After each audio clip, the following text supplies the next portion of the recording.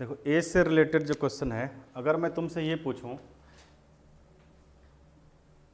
ये जो चैप्टर नहीं है, ये एक टॉपिक है, सब टॉपिक है जो रीजनिंग में भी आता है और मैथमेटिक्स का भी पार्ट है। एज से रिलेटेड जो क्वेश्चंस होते हैं वो रीजनिंग का भी पार्ट है और मैथमेटिक्स का भी पार्ट है, ठीक है।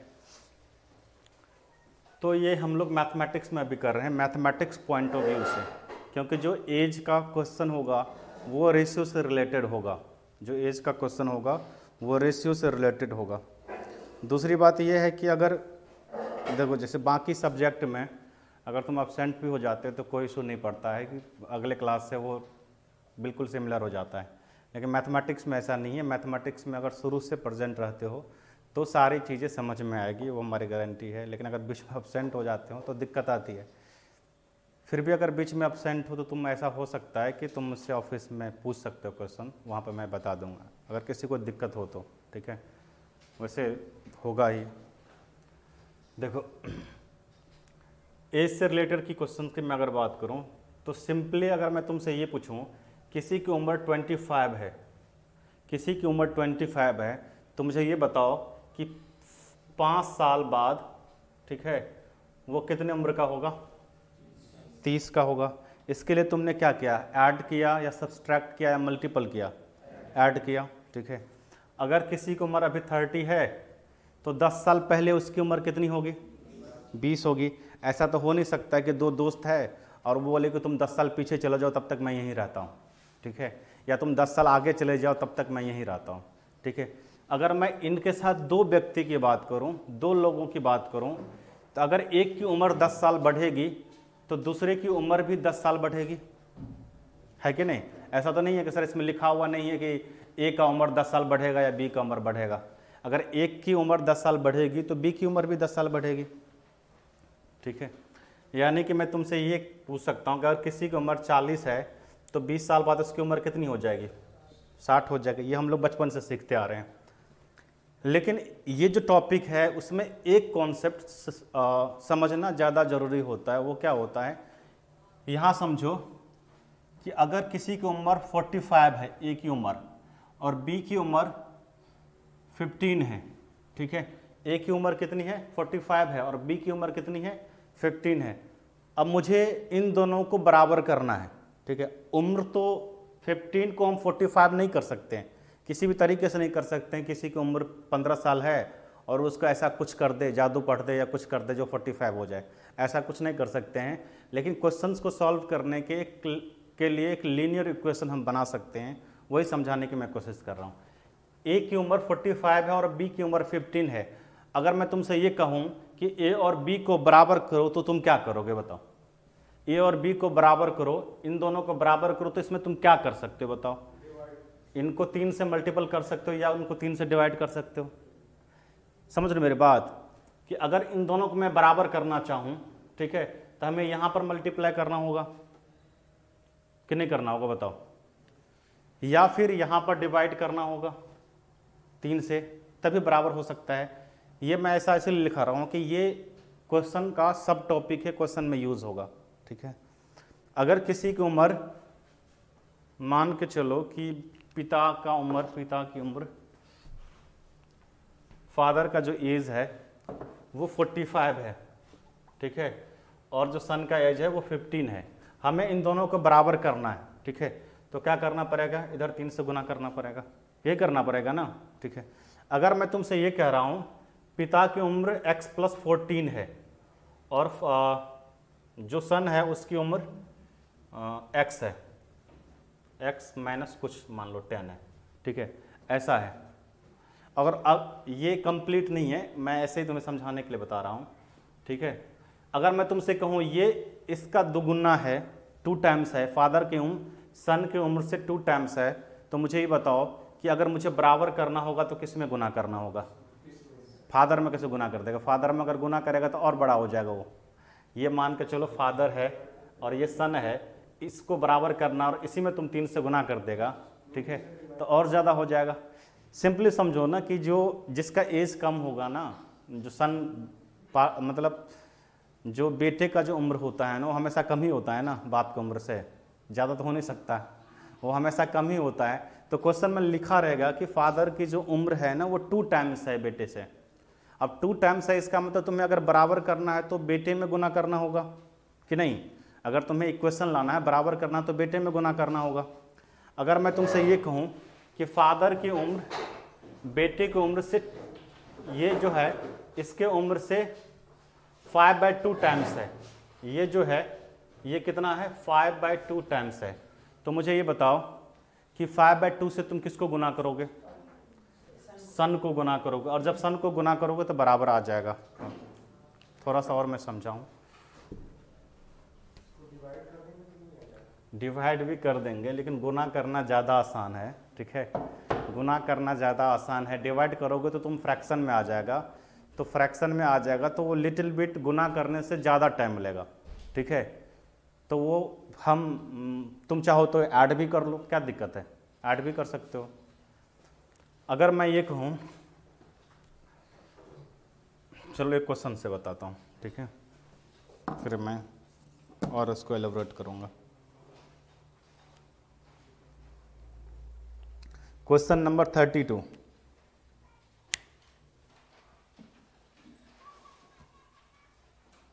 Question number 32।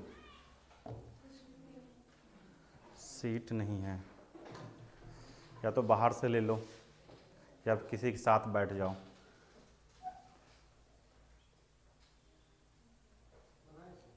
32 बनाओ,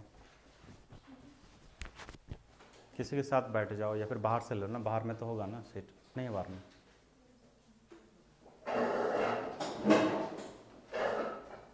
तो मैनेजमेंट को पता होगा ना।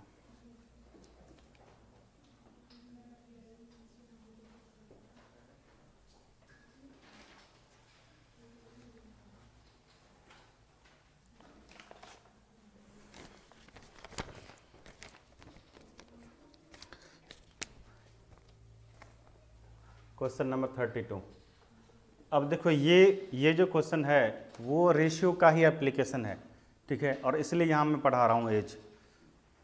The ratio between the present age of A and B is 4:5। A और बी का जो प्रेजेंट एज का जो रेशियो है वो 4:5 है, ठीक है।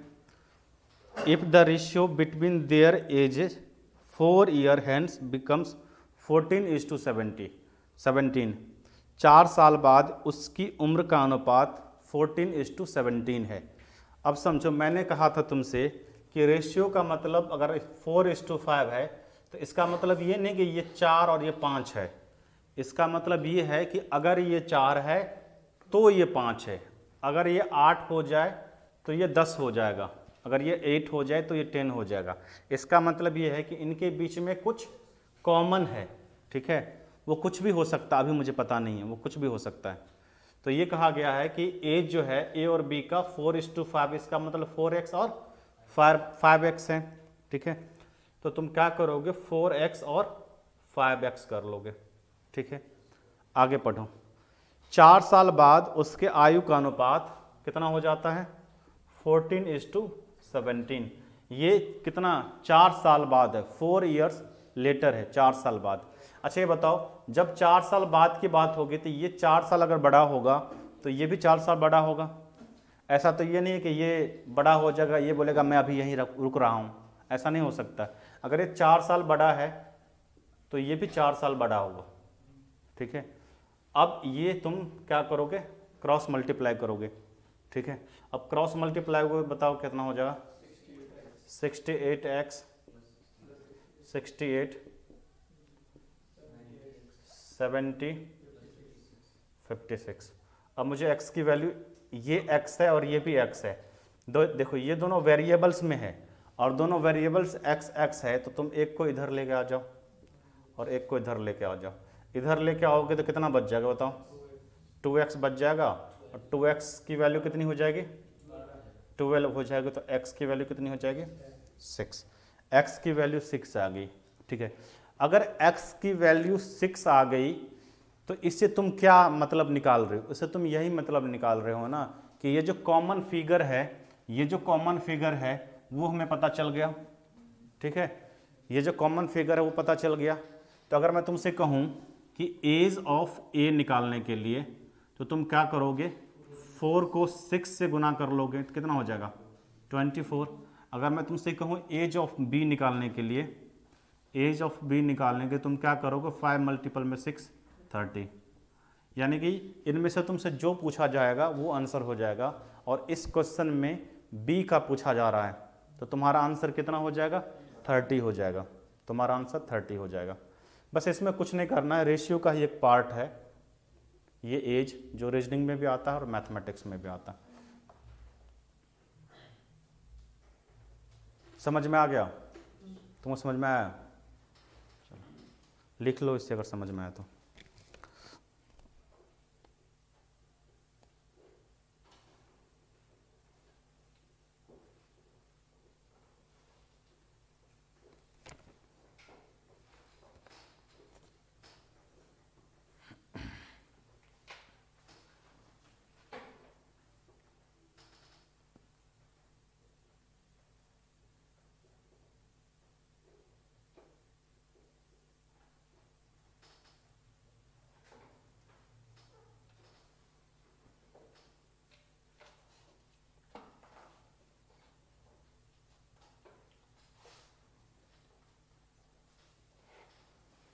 मिटा दूं? चलो क्वेश्चन नंबर 33 देखो, 33 नंबर क्वेश्चन।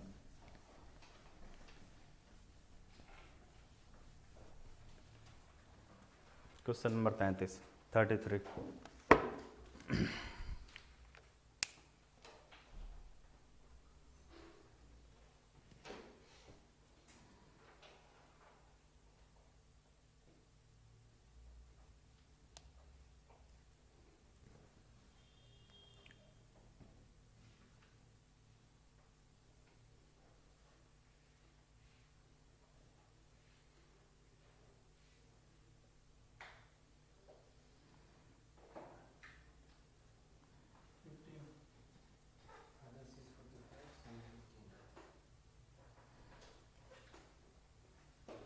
अच्छा 15 आया तुम्हारा आंसर।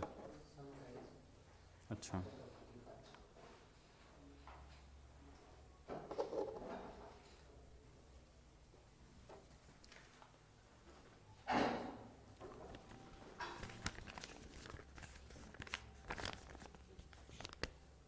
देख लो।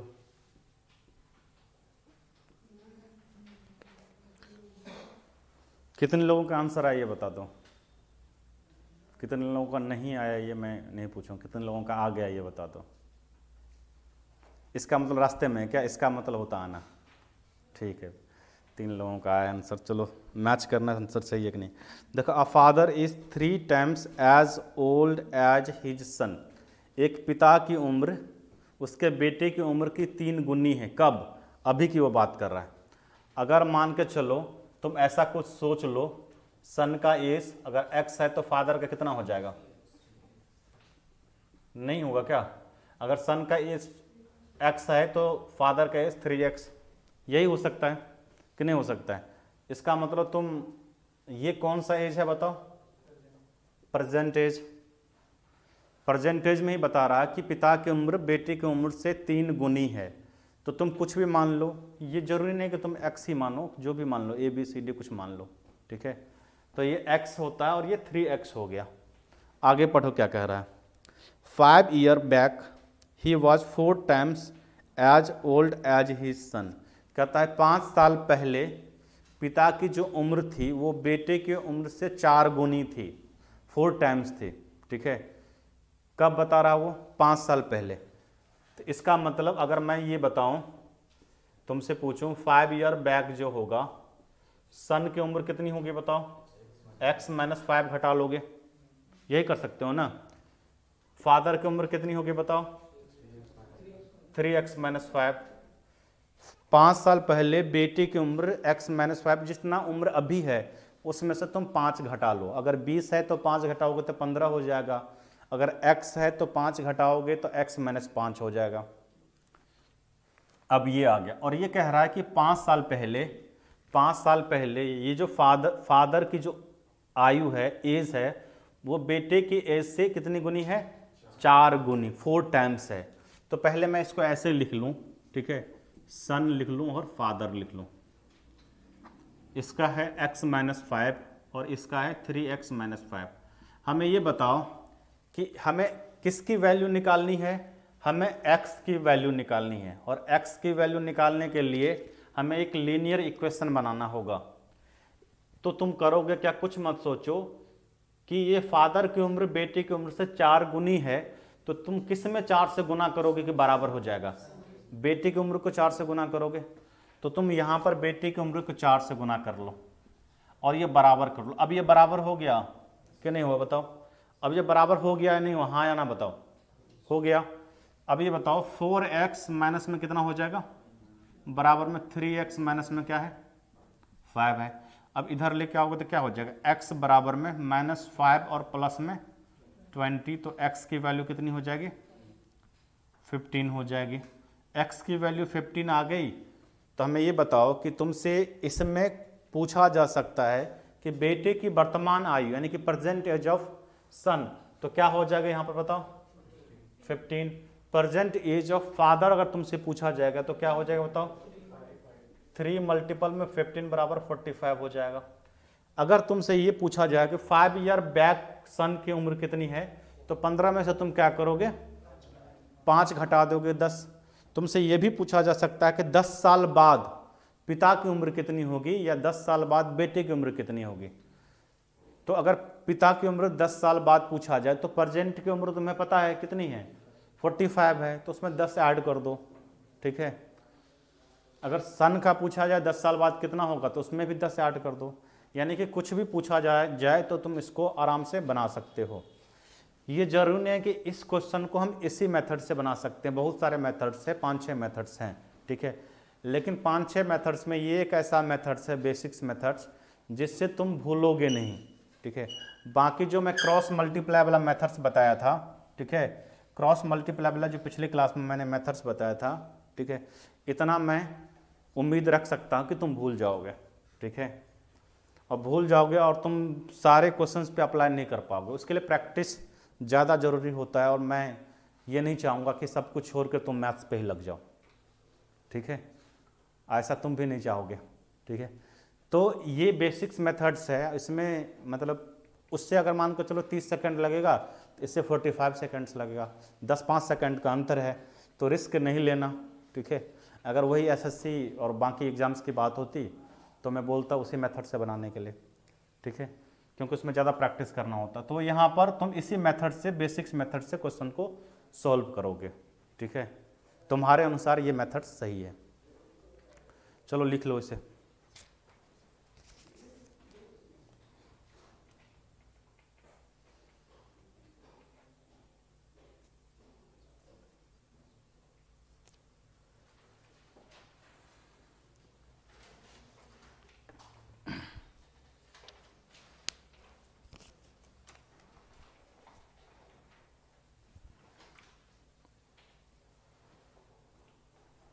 लिख लियो तुम लोग?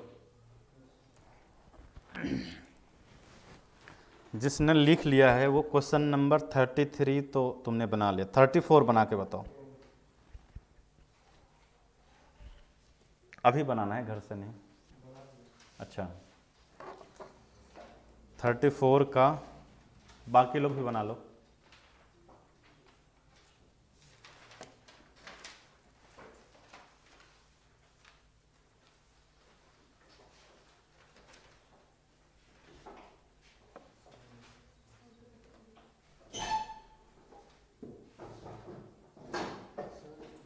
इसको बोलो क्या नाम है? इसी को चला गया, उसको बोलना पानी में। हाँ,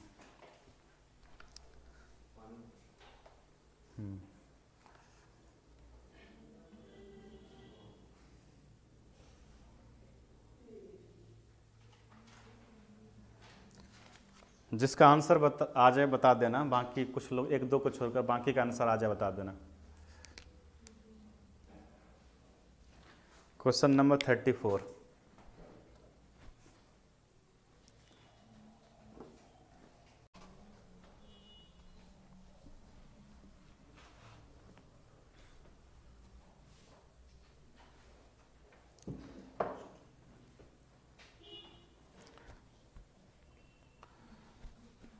the age of father is 10 years ago thrice the age of his son. अभी ये जो थ्राइस है ना वो अभी का नहीं है, कब का है बताओ? 10 साल पहले का है, अभी का तो है नहीं। तो ये कह रहा है कि the age of father is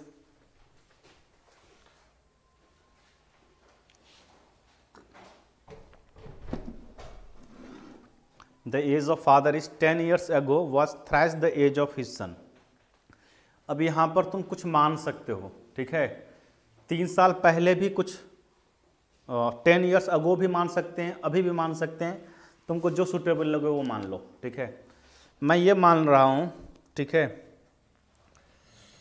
10 years ago, ठीक है, एज ऑफ सन और एज ऑफ फादर, ये x है और ये कितना हो जाएगा? 3x हो जाएगा। ये कब का एज है बताओ? 10 साल पहले का एज है, 10 साल पहले का। ये क्या अभी का एज है? नहीं है। यानी कि अगर किसी की उम्र, अगर मैं ये कहूँ कि 10 साल पहले अगर x है तो अभी कितनी हो जाएगी बताओ? x plus 10। किसी की उम्र मैं बताऊँ कि वो 10 साल पहले 3x है तो अभी उसकी उम्र कितनी हो जाएगी? 3x प्लस में 10 हो जाएंगे। लेकिन ये नहीं कह रहा, ये कह रहा 10 year hence father age will be twice that of his son. 10 साल बाद, अभी नहीं 10 साल बाद, ठीक है, जो पिता की उम्र है वो बेटे की उम्र से दुगुनी रह जाएगी। यानी अगर मैं तुमसे ये कहूँ, अगर मैं तुमसे ये कहूँ कि बेटे की उम्र अभी कितनी है तो तुम क्या कहोगे? कि सर x प्लस 10 होगा। और अगर मैं तुमसे ये कहूँ कि पिता की उम्र अभी कितनी होगी तो x प्लस 3x प्लस 10 हो जाएगा। ये अभी का है। क्वेश्चन में अभी का कहा है क्या? नहीं, उन्होंने ये कहा है 10 साल बाद। तो 10 साल बाद फिर इसमें क्या करोगे तुम? कितना ऐड करोगे? 10 और ऐड करोगे, और यहाँ पर 10 और ऐड करोगे, यहाँ पर भी 10 और ऐड करोगे। अब ये जो एज है और ये जो एज है वो कब का एज है बताओ? वो 10 साल बाद का एज है, ठीक है। अब 10 साल बाद का एज है तो ये x प्लस 20 हो गया और ये 3x प्लस में 20 हो गया। अब यहाँ पर फिर ये कह रहा है कि ये पिता की जो उम्र है वो बेटे की उम्र की दुगुनी है। अब ये दुगुनी है तो तुम किस में गुना करोगे बताओ? बेटे की उम्र में गुना कर लोगे और इसमें 2 से गुना कर लो तो कितना हो जाएगा? 2x प्लस में 40 हो जाएगा, बराबर में 3x प्लस में 20 हो जाएगा। अब क्रॉस इसको इधर लेके जाओगे तो क्या आ जाएगा? x बराबर में 20। अब x बराबर में 20 आ गया, ठीक है। तो कह रहा है कि the ratio of their present age, किसका रेशियो पूछा जा रहा है? फादर और सन का रेशियो पूछा जा रहा है, ठीक है। पिता और पुत्र का रेशियो पूछा जा रहा है, ठीक है। तो ये जो x आया, ये जो x आया वो क्या है? ये 20 है और ये पिता की उम्र कितनी है? 60 है। ये कब का उम्र है ये बताओ? ये 10 साल पहले का है। क्या क्वेश्चन में 10 साल पहले का रेशियो पूछा है? नहीं पूछा है। क्वेश्चन में कब का पूछा है? अब का पूछा है, ठीक है। तो प्रेजेंट एज तुम यहां से निकालोगे, प्रेजेंट एज सन का और फादर का। सन का कितना हो जाएगा? 20 और 10 कितना हो जाएगा? 30, और फादर का 70 हो जाएगा। और ये पूछ रहा है, रेशियो पूछ रहा है, तो रेशियो में तुम क्या करोगे? कैंसिल कर दोगे। तो बेटे और पिता की उम्र, ठीक है, बेटे और पिता के उम्र का अनुपात कितना हो जाएगा? 3:7 हो जाएगा।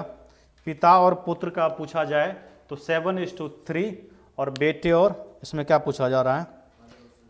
फादर और सन का पूछा जा रहा है, ठीक है। तो फादर और सन का क्या हो जाएगा? 7:3 ही होगा।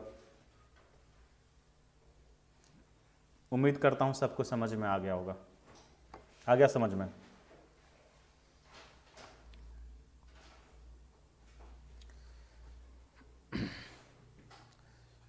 जो एज से क्वेश्चन पूछे जाते हैं इसी को घुमा फिरा के वो पूछेगा। इसी को घुमाने फिराने का मतलब ये है कि कुछ डिजिट इसी में चेंज कर देगा, पहले बाद में। हो सकता है हमने एक सिंपल सा डिजिट लिया 2 गुना 3 गुना, वो बोल दे 2.5 गुना, ठीक है। तो 2.5 गुना में तुम 2.5 से गुना कर दोगे, और 2.5 कितना होता पता है ना? 5/2, ठीक है।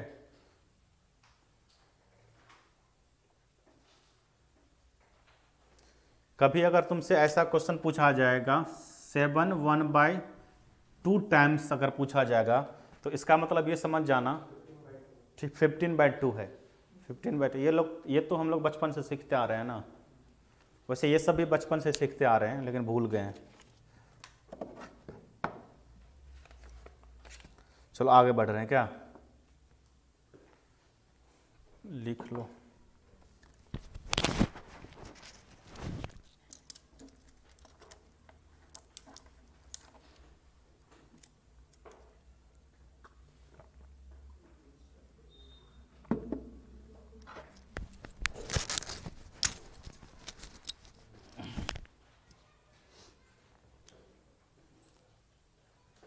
कर दूं सिर्फ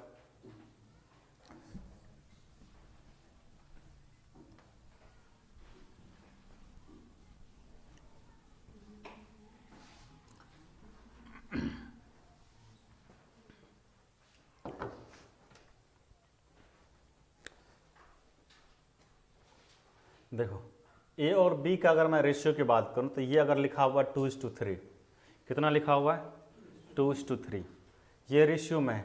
और मैंने पहले ही बताया है इसका मतलब ये नहीं कि ये एग्जैक्ट वैल्यू 2 है और ये एग्जैक्ट वैल्यू 3 है, रेशियो में है, ठीक है। अगर मैं यहाँ पर 4 लिख दूँ तो यहाँ पर 6 लिखने में कोई दिक्कत है क्या? नहीं दिक्कत है, कोई दिक्कत नहीं। इसको मैं आगे भी बढ़ा सकता हूँ, ठीक है। इसको मैं आगे बढ़ाकर 6 और 9 कर लूँ, ठीक है। इसको 8 और 12 कर लूँ, यानी कि इन सब को तुम कैंसिल करोगे तो जो बेसिक फिगर होगा वो 2:3 ही रहेगा कि बदल जाएगा? 2:3 ही रहेगा कि नहीं रहेगा, ठीक है। हम तो ये जो ये रेशियो, ठीक है, ये रेशियो, मैं तुमसे ये कहूँ ये चारों रेशियो में क्या अंतर है तो तुम क्या कहोगे कि सर कोई अंतर नहीं, सभी के सभी बराबर है कि नहीं? मैं तुमसे ये कहूँ इन चारों में क्या अंतर है, तो तुम्हारा आंसर यही होगा कि सर ये सभी के सभी क्या हैं, बराबर है, ठीक है। तो इसी को हम प्रोपोर्शन बोलते हैं, ठीक है। इसी को हम क्या बोलते हैं? प्रोपोर्शन, समानुपात। अगर मान के चलो कि A रेशियो B है, प्रोपोर्शन C और D के फिगर में है, ठीक है। तो अगर मैं यहाँ पर 2 लिखूँ, यहाँ पर 3 लिखूँ, तो इसको अगर लूँ तो यहाँ पर कितना हो जाएगा? 4 और 6 हो जाएगा। यही होगा ना, यही प्रोपोर्शन है। प्रोपोर्शन का मतलब यह है कि 2 इक्वल रेशियो की बात कर रहे हैं। 2 रेशियो तो है लेकिन दोनों रेशियो कैसा है? इक्वल है, ठीक है। देखो 4:6 मैं बता ही देता हूँ, 2 2 जा 4, 2 3 जा 6, ये कैंसिल होकर 2:3 में आ गया ना। 2:3 में तो आ गया कि नहीं आया, बताओ। तो यही जो फिगर है ना, इसी फिगर को हम क्या बोलते हैं? प्रोपोर्शन, ठीक है। इसी फिगर को हम क्या बोलते हैं? प्रोपोर्शन बोलते हैं। ये तुम यहाँ पर 4 के बदले में तुम तीसरा फिगर ले लो, 6:9 भी ले लो, कोई दिक्कत नहीं है। उसके बाद तुम 8:12 ले लो, क्या दिक्कत है? तुमको और चेक करना है तो तुम अपने आप से लंबे फिगर से गुना कर दो, वो ले लो, तो भी कोई फर्क पड़ने वाला नहीं है, वो भी प्रोपोर्शन ही हुआ। तो प्रोपोर्शन क्या है ये समझ में आ गया। अब तुम्हारे दिमाग में ये क्वेश्चन उठ रहा होगा, सर ये तो आपने बता दिया लेकिन क्वेश्चन ऐसे तो नहीं आएगा कि प्रोपोर्शन क्या है, ठीक है, उदाहरण सहित बताएं, ऐसा तो नहीं आएगा ना, ठीक है। तो क्वेश्चन कैसा आता है? अगर मैं तुमसे ये कहूँ, ठीक है, क्या नाम है तुम्हारा? अगर मैं तुमसे ये कहूँ यहाँ से मैं ये फिगर हटा दूँ और यहाँ x कर दूँ, और अगर मैं तुमसे ये पूछूं कि इस x की वैल्यू क्या होगी, तो तुम क्या आराम से बता नहीं सकते हो क्या? तो तुमसे क्वेश्चन कैसा पूछेगा? इसी तरीके से क्वेश्चन पूछा जाएगा। तो इसको तुम कैसे सॉल्व करोगे? ठीक है, 2:3 बराबर में क्या हो जाएगा? 4/x हो जाएगा। कितना हो जाएगा?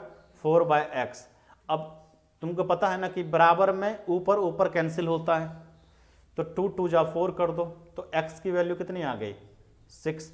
और तुमको पहले से पता था कि x की वैल्यू कितनी है, पता था ना x की वैल्यू कितनी है, ठीक है। तो x की वैल्यू 6 थी, पहले से पता था, और यहाँ मैंने निकाल के भी बता दिया। तो तुमसे इसी तरीके से क्वेश्चन पूछा जाएगा। अगर बहुत ईजी पूछा जाएगा तो यही तरीका है पूछने का, सबसे ईजी तरीका यही है, और बनाने का भी तरीका यही है, ठीक है। इसी तरीके से तुम प्रोपोर्शंस को बनाओगे। इसके कुछ टाइप्स हैं जो अभी मैं चर्चा करूंगा, लेकिन प्रोपोर्शन में ऐसे ही क्वेश्चन पूछा जाएगा, ठीक है। मान के चलो A/B प्रोपोर्शन C/D है। ए की वैल्यू 4 है, बी की वैल्यू 7 है, और इसकी वैल्यू हमें निकालनी है, और इसकी वैल्यू 21 है, ठीक है। इसकी वैल्यू 21 है, तो मुझे ये बताओ कि सी की वैल्यू कितनी आ जाएगी? 12 आ जाएगी। देखो ना, ये 3 टाइम्स हुआ है, तो ये भी 3 टाइम्स हो जाएगा, है कि नहीं। रीजनिंग में पढ़ा होगा तुमने एनालॉजी, ठीक है। तो रीजनिंग में तो थोड़ा सा कॉन्सेप्ट है उसका, यहाँ पर कुछ कॉन्सेप्ट नहीं, यहाँ पर तुमको प्रोपोर्शन ही देखना है, ठीक है। यहाँ पर तुमको प्रोपोर्शन ही देखना है, ठीक है। यहाँ पर ये दिमाग नहीं लगाना है कि पहले हम क्यूब का चेक करेंगे, अगर क्यूब का नहीं पैटर्न बन रहा हो तो स्क्वायर का चेक करेंगे, फिर मल्टीपल का चेक करेंगे, ऐसा नहीं। ये इस तरह से लिखा हो तो इसका मतलब ये है कि वो तुमसे ये पूछा जा रहा है कि प्रोपोर्शन निकालने के लिए पूछा जा रहा है, किसी की वैल्यू क्या होगी, इस तरीके से। तो इसे भी अगर तुम करोगे 4/7 करोगे बराबर में साइन ऑफ इंट्रोगेशन अपॉन में 21 करोगे, ठीक है। कैंसिल कर दो तो इसकी वैल्यू कितनी हो जाएगी? 12 हो जाएगी। तो क्या प्रोपोर्शन तुम आराम से निकाल नहीं सकते हो क्या? निकाल लोगे, ठीक है। इसे लिखो, फिर मैं आगे बताता हूँ।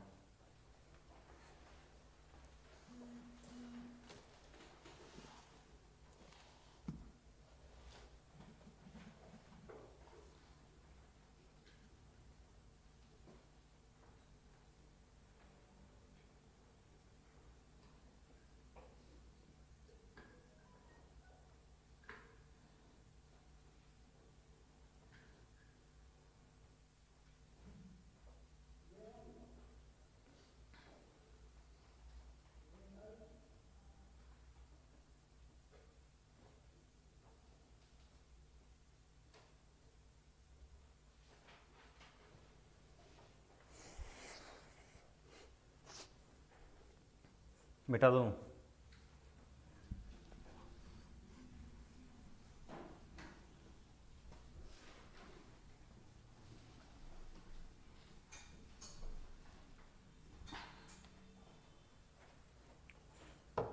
इसी में एक होता है मीन प्रोपोर्शन, एक होता है थर्ड प्रोपोर्शन, और एक होता है फोर्थ प्रोपोर्शन।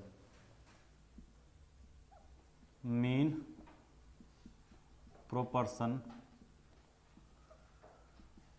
थर्ड प्रोपोर्शन,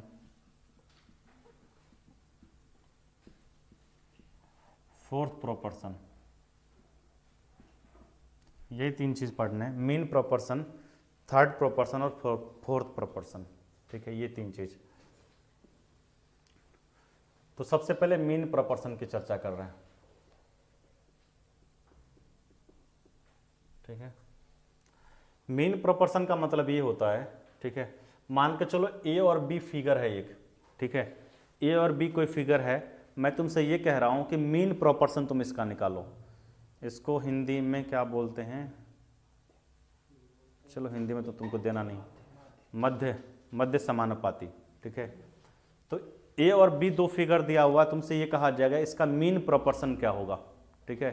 इसका मीन प्रोपोर्शन क्या होगा? तो मीन प्रोपोर्शन का मतलब ये होता है, प्रोपोर्शन तो यहां से स्टार्ट होता ना, ऐसे ही था ना, बताओ, ठीक है। मीन प्रोपोर्शन का मतलब कि ये फिगर, मीन प्रोपोर्शन का मतलब होता है कि ये फिगर क्या होगा, ये फिगर क्या होगा। यानी कि अगर मैं तुमको ये कहूं यहां तुम x मान लो, तो यहां पर भी x हो जाएगा, यही होगा, ठीक है। अब a अपॉन में क्या हो जाएगा? x बराबर में x अपॉन में क्या हो जाएगा? b। अब तुम्हें पता है कि इसे मैं क्या करूं? क्रॉस मल्टीप्लाई करूं, तो एक्स स्क्वायर बराबर में क्या हो जाएगा? A B. तो x बराबर में क्या हो जाएगा? √ab। ये कौन सा प्रोपोर्शन हुआ? मीन प्रोपोर्शन हुआ।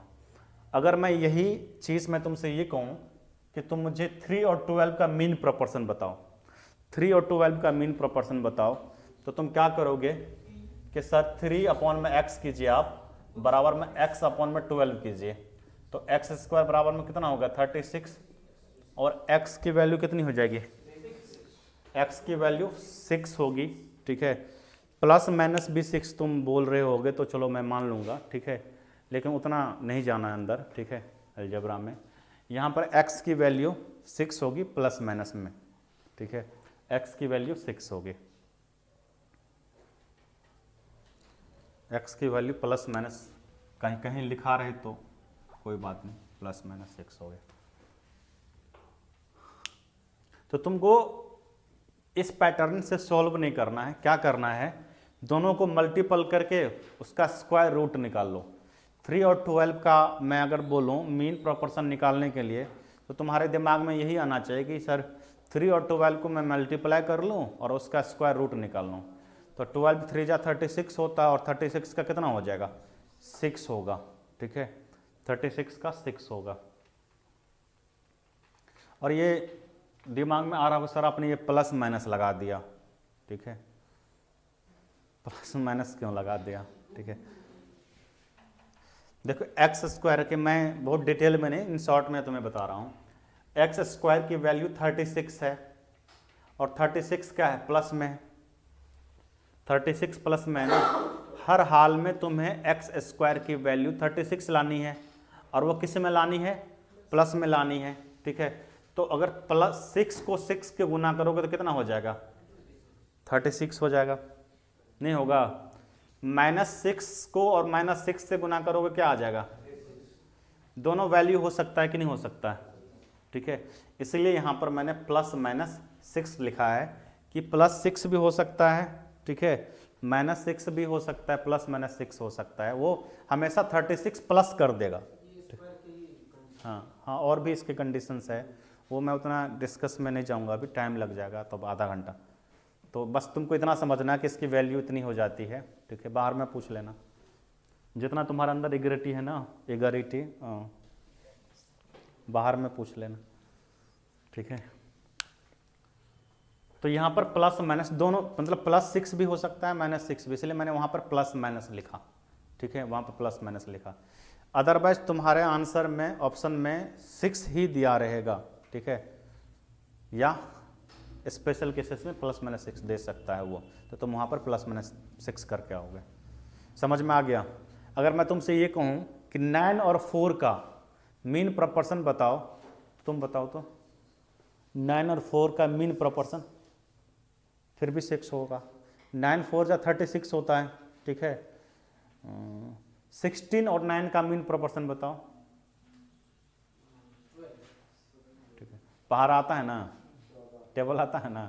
ठीक है, 16 9 जा कितना होता है, 144 ना, वही होता है ना। ठीक है, तो 144 का कितना हो जाएगा, 12 हो जाएगा। ठीक है, मीन प्रोपोर्शन समझ गया, बना भी लेगा तुम लोग। ठीक है, थर्ड प्रोपोर्शन देख रहे हैं।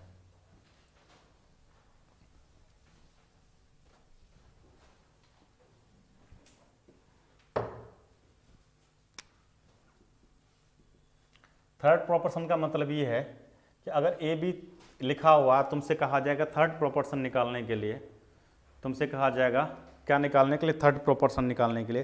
देखो मीन प्रोपोर्शन और थर्ड प्रोपोर्शन तुमको अंतर समझ में आता क्या होता है, कुछ बताओ तुम लोग।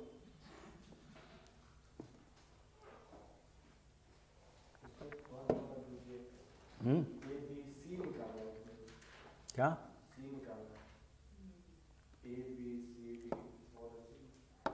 यहाँ पर ना थर्ड प्रोपोर्शन का मतलब ये नहीं होता है कि ए बी और सी निकालना है, और मीन प्रोपोर्शन का भी मतलब ये नहीं था कि मीन प्रोपोर्शन में क्या निकाला, तुम पहला निकाल लिया क्या, ए निकाल लिया क्या। ठीक है, प्रोपोर्शन का मैंने टेबल बनाया था, वो समानुपाती है, वो समानुपाती है। तो एक होता है थर्ड प्रोपोर्शन, एक होता है फोर्थ प्रोपोर्शन। ठीक है, थर्ड प्रोपोर्शन कोई बता दो, थोड़ा सा तुम बता दो फिर मैं भी बताता हूँ।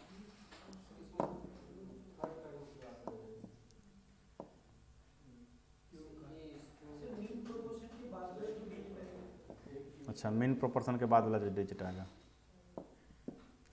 चलो एक क्वेश्चन लिख लो, 6 और 12 का थर्ड प्रोपोर्शन बताना है। 12 का थर्ड प्रोपोर्शन,